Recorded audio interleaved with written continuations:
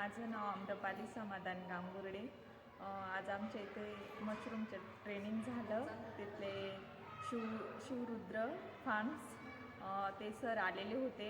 त्यांनी आम्हाला मशरूमविषयी माहिती दिली, ते कसं बनवायचं, त्याच्या बॅगी भरून दाखवल्या. त्याच्यानंतर त्याचे फायदे सांगितले, त्याचे गुणधर्म सांगितले आणि त्याची मार्केटिंग कसं करायचं ते सांगितलं. ते आम्हाला खूप आवडलं. आम्ही ते करून बघू.